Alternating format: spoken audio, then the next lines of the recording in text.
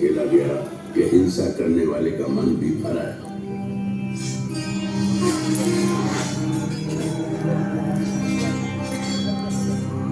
हैवानियत के बीच इंसानियत फिर से पैर जमाने लगी।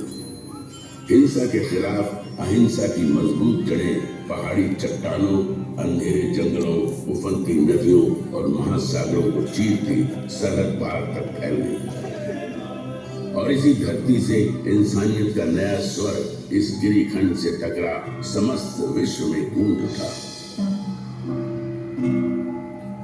समस्त मानव मेरी संतान है।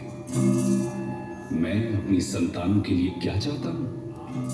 मैं चाहता हूं उनका भला, उनकी खुशियां, इस संसार में भी और इसके बाद वाले संसार में भी। समस्त मानव जाति के लिए यही कामना है। तुम शायद ये समझ नहीं सकते कि मेरी ये कामना किस हद तक है, और यदि तुम में से कुछ इसे समझ भी जाए तो भी तुम इस कामना की शिद्दत को पूरी तरह नहीं समझ सकते। मैं अहिंसा के उसी नाद का प्रतीक हूं जिसने इस ब्रह्मांड को एक सूत्र में बांध रखा है, जिसका होना इंसानियत का होना है। यही भाईचारे की सच्ची परिभाषा भी है। सम्राट अशोक की ऐतिहासिक कहानी प्रारंभ होती है उनके दादा चंद्रगुप्त मौर्य से। ईसा की चौथी शताब्दी का अंत एक बटी हुई राजनीतिक स्थिति के शुरुआत का समय था। देश, जन, विश्व, ग्राम, कुल और राज्यों में बटे हुए थे। अलग अलग प्रदेश, अलग अलग शासक, अलग अलग शासन व्यवस्था, अलग अलग कायदे कानून। समय आया ईसा पूर्व 321 का। 25 साल का नौजवान चंद्रगुप्त मौर्य। हालांकि राजा नंद के मुकाबले उसकी फौजी ताकत कम थी, लेकिन कौटिल्य जैसे गुरु की कूटनीतिक चालें नंद की फौज पे भारी पड़ी।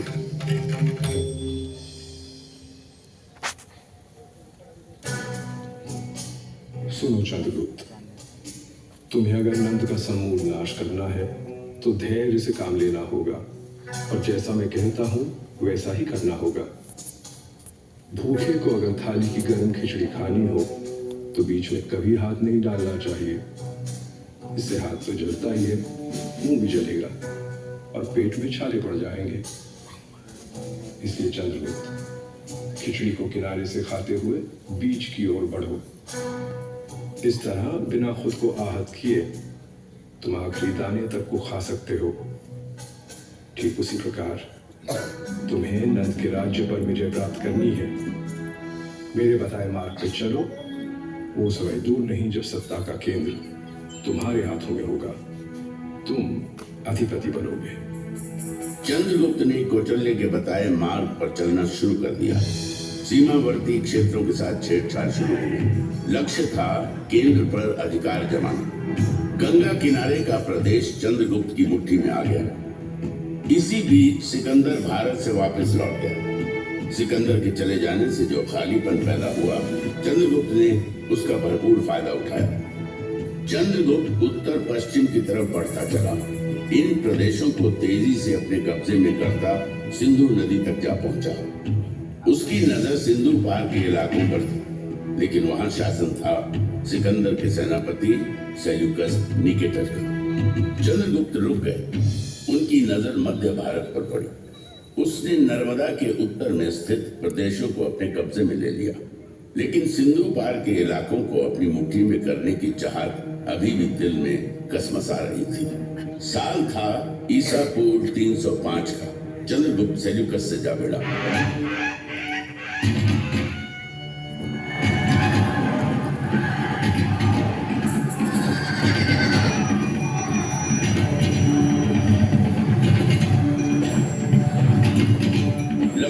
लड़ाई में जीत चंद्रगुप्त के नाम हुई और उसने सेल्यूकस को हरा सिंधु के बड़े भूभाग पर कब्जा जमा दिया। बंगाल से लेकर हिंदू कुश और हिमालय से लेकर नर्मदा तक के प्रदेश चंद्रगुप्त की छत्र छाया में आ गए। एक नए युग, नई व्यवस्था ने बीज से पौधे का रूप ले लिया। राज्य साम्राज्य में बदल गए और जन्म हुआ तुर्जय मौर्य साम्राज्य का। ऐसा कहते हैं कि अपने जीवन के अंतिम काल में चंद्रगुप्त मौर्य जैन सन्यासी बन गए। अपना साम्राज्य अपने पुत्र बिंदुसार को सौंप जैन मुनियों के साथ दक्षिण की ओर चले गए तथा जैन रीति के अनुसार अनाहार द्वारा अपने जीवन का त्याग कर दिया। चंद्रगुप्त के बाद बिंदुसार ने विशाल मौर्य साम्राज्य की बागडोर अपने हाथों में ले ली। चंद्रगुप्त के साम्राज्य विस्तार का सपना बिंदुसार का सपना बना। उसने दक्षिण पर आक्रमण कर मौर्य साम्राज्य का विस्तार सुदूर दक्षिण में मैसूर तक कर दिया। उसे बंगाल की खाड़ी और अरब सागर के बीच के समस्त प्रदेशों को जीतकर मौर्य साम्राज्य के अधीन कर लिया। भारत के विशाल भूभाग पर मौर्य के रथ की विजय पताका लहराते दौड़ने लगी। लगभग सारा उपमहाद्वीप मौर्यों के कब्जे में आ गया। सिर्फ एक क्षेत्र था जो अब भी उनकी पहुंच से बाहर था। वो था पूर्वी तट कलिंग। कलिंग आजाद अविजित था। उसने विजयी मौर्य रथों को अपनी सीमा में घुसने नहीं दिया था। कलिंग की सीमा पर अब भी कलिंग का ही ध्वज लहरा रहा था।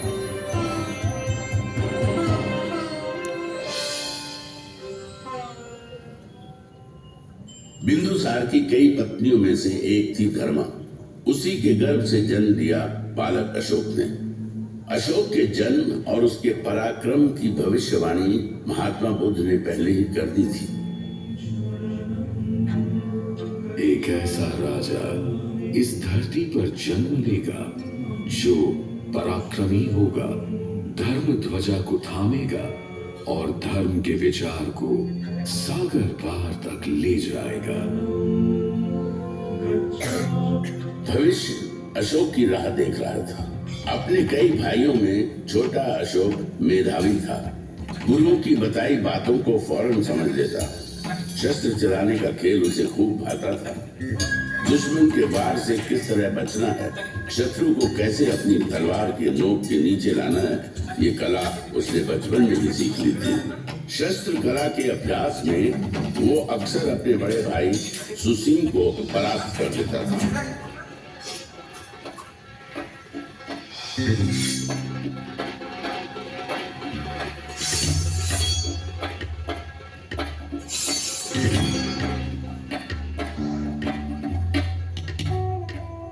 वाह, अद्भुत!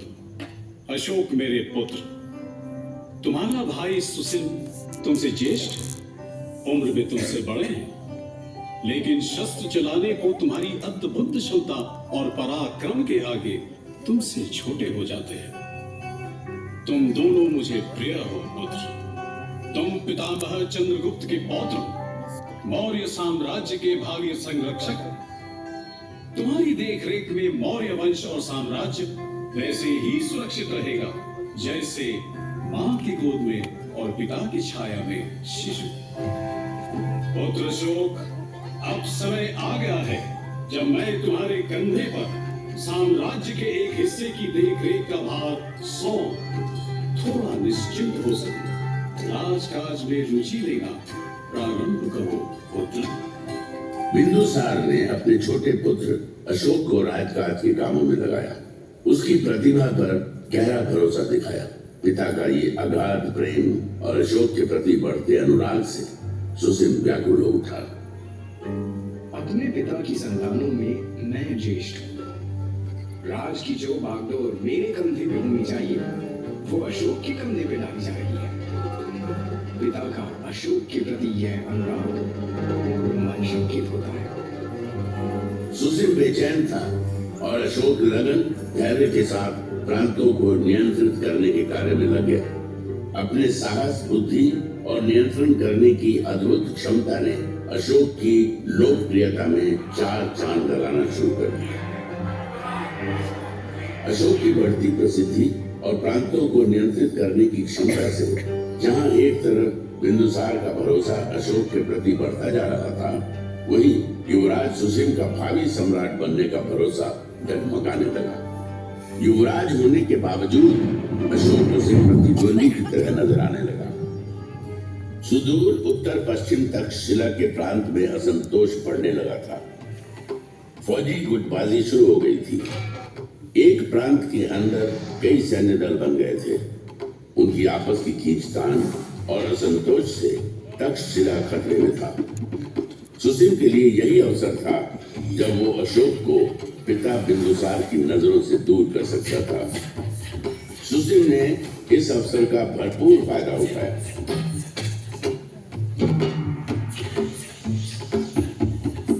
तक्षशिला में बढ़ती अशांति और असंतोष ने मौर्य साम्राज्य को संकट में डाल दिया। तक्षशिला की रियासतें आपस में शत्रुता पाली हुई है। रियासतों के सैन्य दल आपस में लड़ रहे हैं। यदि इसे शीघ्र रोका नहीं गया तो वह दिन दूर नहीं जब तक्षशिला मौर्य साम्राज्य के खिलाफ विद्रोह कर देगा। पितामह चंद्रगुप्त के साम्राज्य की रक्षा करनी है तो तक्षशिला के विद्रोह को शांत करना ही होगा। हम भाइयों में सिर्फ अशोक ही ऐसा है जो इस विद्रोह को शांत कर सकता है। इसलिए मैं आपसे आग्रह करता हूँ कि अशोक को यथाशीघ्र तक्षशिला प्रस्थान करने का आदेश दें। बिंदुसार ने अशोक को तक्षशिला में हो रहे उपद्रव और बढ़ रही अशांति को शांत करने के लिए तक्षशिला जाने का आदेश दे दिया। अशोक अपने बड़े भाई सुसीम की योजना से अनजान अपने दल बल के साथ तक्षशिला की ओर बढ़ चला। अशोक ने पाटलिपुत्र से तक्षशिला आज के सिंध प्रदेश तक की लंबी यात्रा तय की। अशोक की व्यवहार कुशलता, उसकी बहादुरी और राज चलाने की उसकी नीति से तक्षशिलावासी पहले से ही परिचित थे। अशोक के तक्षशिला आगमन को वहां के लोगों ने बड़े उत्साह और खुले हृदय से लिया।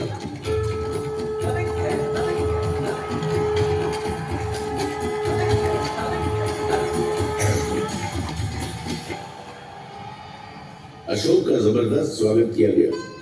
तक्षशिला की धरती पर न घोड़े दौड़ाए गए, न तलवार चली, न ही लहू बहा। अशोक के आगमन और उसकी व्यवहार कुशल राजनीति ने आपसी उपद्रव मनमुटाव को बिना किसी युद्ध के शांत कर दिया। तक्षशिला की सफलता की खबर जब पाटलिपुत्र पहुंची तो सम्राट बिंदुसार का सर और गर्व से भर उठा। अशोक के प्रति स्नेह, अनुराग और आस्था महाराजा बिंदुसार के हृदय में बस गई। यही सुसीम के लिए चिंता की बात थी। सुसीम को उसकी अपनी सत्ता हिलती नजर आई। अशोक को अपने रास्ते से हटाना सुसीम का एकमात्र लक्ष्य बन गया। सुसीम ने अशोक के खिलाफ महाराज के कान भरना शुरू किए। महाराज बिंदुसार को अशोक के विरुद्ध करने के लिए जितने प्रयोजन हो सकते थे सब किए। सुसीम युवराज था, मौर्य साम्राज्य का भावी शासक। उसका इस प्रकार सोचना बिंदुसार को चिंतित किए जा रहा था।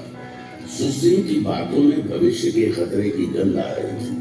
बिंदुसार ने अशोक को अपने से दूर भेज दिया। अशोक को देश निकाला मिल गया। क्रोध और घृणा से भरा अशोक अपने भाई सुसीम की योजना को भली भांति समझ चुका था। अपने हृदय में धड़कती ज्वाला को दबाए अशोक मौर्य साम्राज्य से बाहर निकल गया।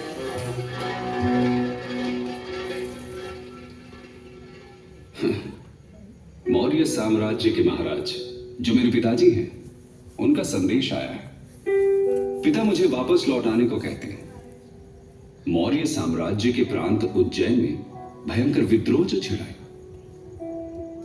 मेरे अपने ही भाई ने मेरे खिलाफ पिताजी के कान भरे, मेरे खिलाफ किया। यही पिताजी जो निमंत्रण देकर मुझे बुला रहे हैं, उन्होंने देश निकाला का आदेश सुनाते एक पल की भी देर नहीं की। यह कैसा संबंध है? क्या यह निमंत्रण सिर्फ इसलिए है कि मेरे भाइयों में विद्रोह को कुचलने का साहस नहीं? फिर तो युवराज सुसीम को कोई अधिकार नहीं कि वो मौर्य साम्राज्य की प्रजा पर राज करे। जो राजा अपनी प्रजा की भावनाओं, उनकी आवश्यकताओं को न समझता हो, उसे राज करने का अधिकार ही नहीं। एक बार फिर मेरा हृदय क्रोध और ग्लानि से भराया है। मैं जाऊंगा, उज्जैन अवश्य जाऊंगा। मौर्य साम्राज्य को मेरी जरूरत है।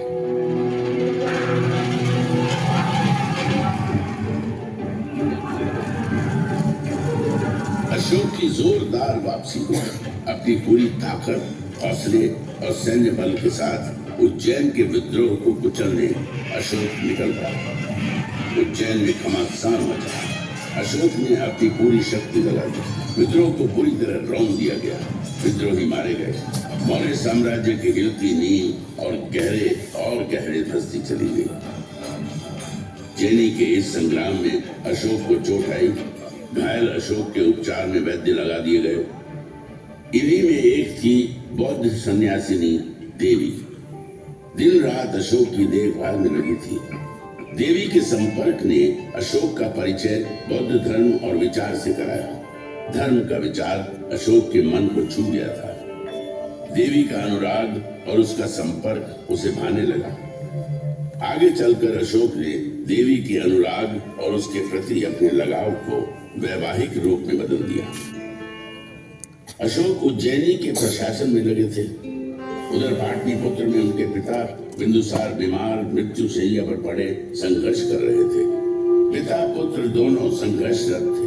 दोनों और संघर्ष था जीवन का। अशोक उज्जैनी के संघर्ष के विजयी योद्धा थे, लेकिन पिता बिंदुसार मृत्यु से अपने जीवन का संघर्ष करते हार गए। मृत्यु ने जीवन पर विजय प्राप्त की।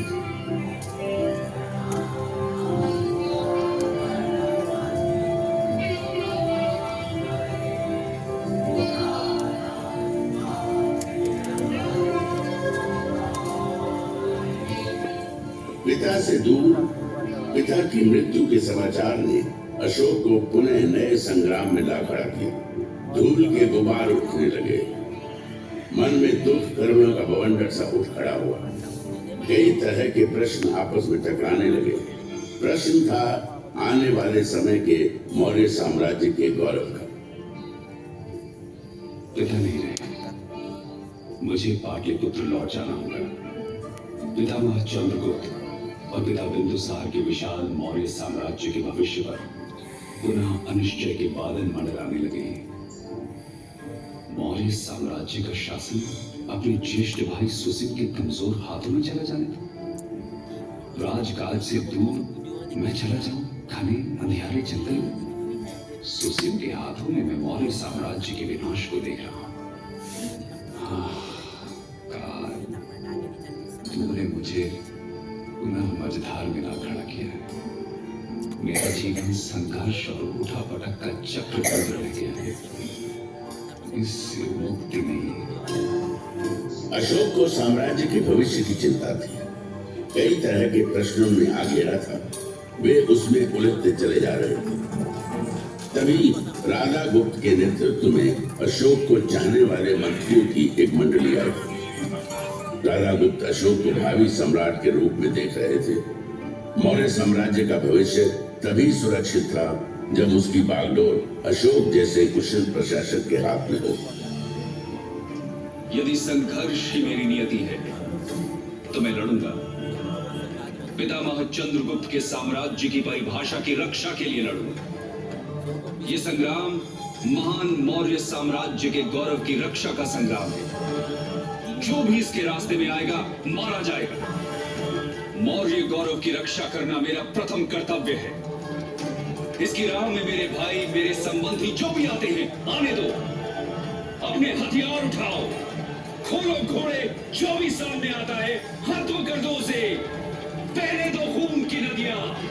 चलो पाटलिपुत्र की ओर।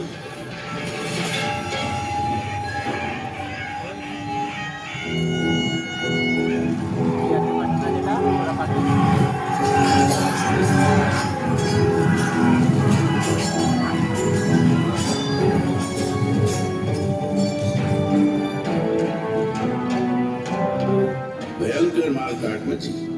खून बहे, जो भी सामने आया मारा गया। अशोक ने साम्राज्य की खातिर अपने सभी भाइयों का कत्ल कर दिया। सुसिम मारा गया। मौर्य साम्राज्य का गौरवशाली मुकुट अशोक ने अपने माथे पर धारण किया। जीवन संघर्ष ने अशोक के मोम जैसे हृदय को पत्थर सा बना दिया था। इस हृदय में दया नहीं थी, करुणा का कतरा कतरा सूख चुका था।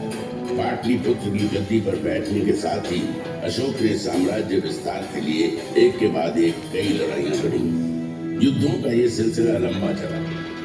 लेकिन एक प्रदेश अभी भी था जो अशोक की पहुंच से दूर था। वो प्रदेश था कलिंग प्रदेश। कलिंग अभी भी उसकी पहुंच से दूर था।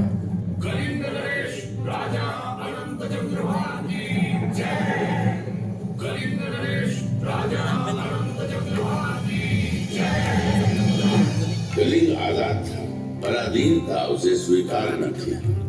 उत्तर भारत के समस्त राज्य अशोक के कब्जे में आ गए थे। पूरब में बंगाल और दक्षिण में कृष्णा नदी तक उसका साम्राज्य फैल चुका था। कौटिल्य के अर्थशास्त्र के अनुसार अशोक की राजधानी पाटलिपुत्र उस समय दुनिया के सबसे बड़े नगरों में गिनी जाती थी। 5 करोड़ से अधिक आबादी का सम्राट अशोक दुनिया के सबसे ताकतवर सम्राट के रूप में जाना जाने लगा।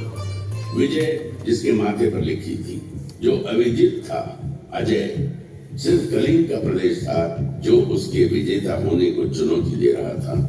कलिंग का इलाका जहां एक ओर स्थल मार्ग से जुड़ा था, वहीं दूसरी ओर सामुद्रिक मार्ग से भी। इसलिए राजनीतिक और सामरिक दृष्टि से वो महत्वपूर्ण बना हुआ था। दूरदर्शी अशोक दक्षिण भारत पर अपनी बेहतर पकड़ बनाने के लिए कलिंग को अपने अधिकार में करने के महत्व को भली भांति समझ रहे थे। मौर्य साम्राज्य को अभेद्य बनाना है तो समुद्री मार्ग को अपने कब्जे में करना होगा। सामुद्रिक मार्ग भविष्य में आफत डाल सकता है। कलिंग, हाँ, कलिंग को कब्जे में करना होगा।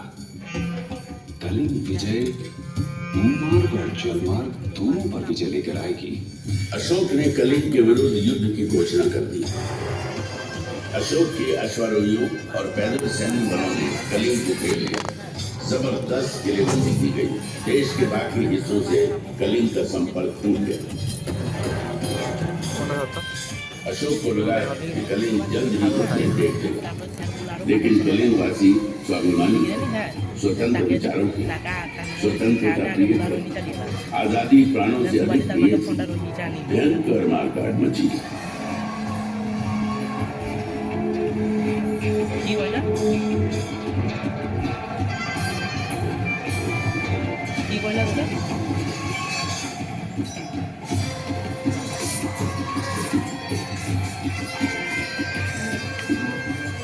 कलिंग का यही प्रदेश संग्राम का केंद्र बना। अशोक के अश्वारोहियों ने धौलीगिरी के प्रदेश को रौंद डाला। जबरदस्त मुकाबला हुआ। युद्ध चला। 1.5 लाख से अधिक लोग बंदी बना लिए गए। लाखों लोग मारे गए। घायलों की तो गिनती ही नहीं।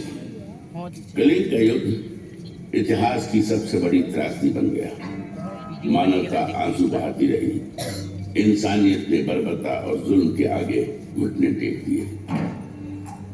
विजयी अशोक की विजय यात्रा कलिंग की भूमि पर निकली, लेकिन इस पराक्रमी राजा के विजय स्वागत में फूलों की पंखुड़ियां नहीं थी। स्वागत में थे कटे पिटे शव, अपने पतियों की मौत के शोक में विलाप करती स्त्रियां, लहू से कीचड़ बन आए राजमार्ग, शवों के विशाल ढेर, चील, गिद्ध, भेड़िए और सियारों के संवेद गीत। अशोक का हृदय दुख, करुणा और ग्लानि से भर उठा। ওরেছে বুদ্ধদেবের ব্যাপারে কহে বুদ্ধদেবের ব্যাপারে কহে মন্দির আছে বুদ্ধদেবের কি ভাষা ওখানে ये मैंने क्या कर दिया? मैं तो निकला था विजय करने कि कलिंग की भूमि मेरा स्वागत करेगी, एक विजयी राजा की तरह। फूलों की वर्षा, चंदन और कुमकुम से मेरे माथे पर तिलक होगा। हाय मेरे कर्म, मेरी मस्तिष्क पर तिलक की जगह कीचड़ होगा। मेरे स्वागत को पीछे मुर्दा शरीर, कटे हुए मानव अंगों के ढेर, सियार और भेड़िए गा रहे हैं विजय की। वातावरण में दुर्गंध, मुर्दा शवों की दुर्गंध। क्या यही है मेरी वेशभूमि? यही है मेरा पराक्रम? यदि विजय है ये, तो पराजय क्या? ये विजय है या पराजय, न्याय है या अन्याय, ये वीरता है या कायरता, क्या निरपराध बच्चों और स्त्रियों की हत्या ही वीरता है?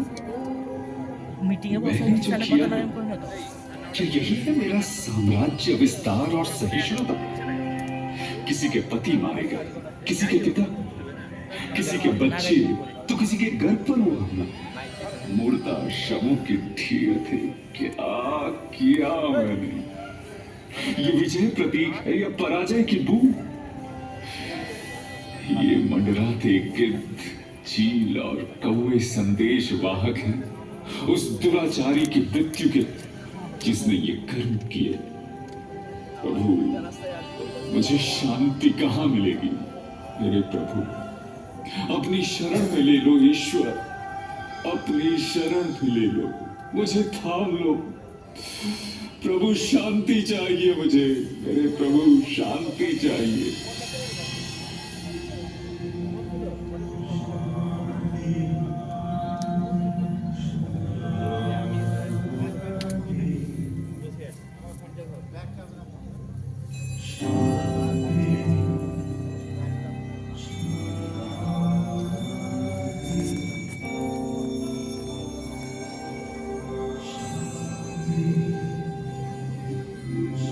তো সিনটা টিকে ভালো করে করব পাঠ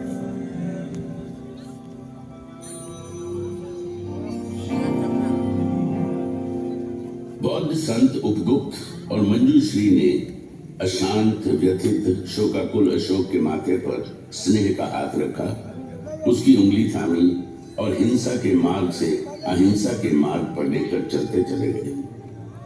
उसने हिंसा का त्याग कर अहिंसा को अपना धर्म बना लिया। अशोक बुद्ध के मार्ग पर चल निकले और कहे गए देवन प्रिय, देवताओं के प्रिय, प्रिय दासी।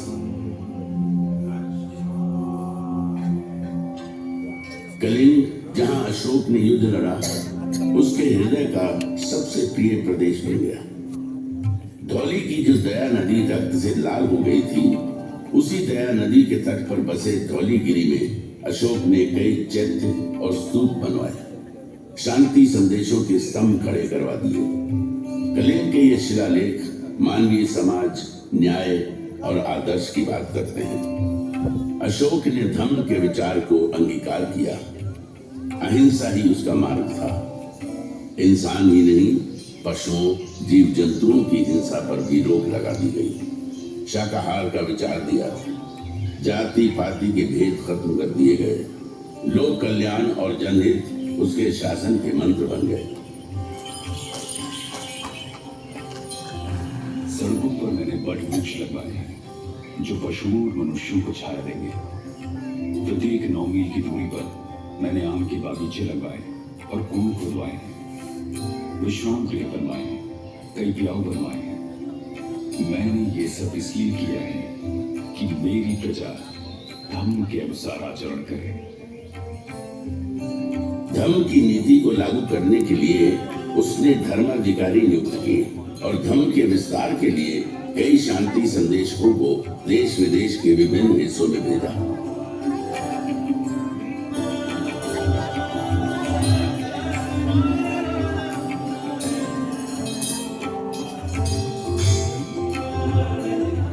Sri Lanka, Nepal, Thailand, Egypt, Syria और मैसेडोनिया के इलाकों में अशोक के शांति दूत अहिंसा के विचार को लेकर गए और बुद्ध के विचार का प्रसार किया। लगभग 40 वर्षों तक साम्राज्य का संचालन करने के बाद 232 ईसा पूर्व में महान सम्राट अशोक ने देह त्याग दी।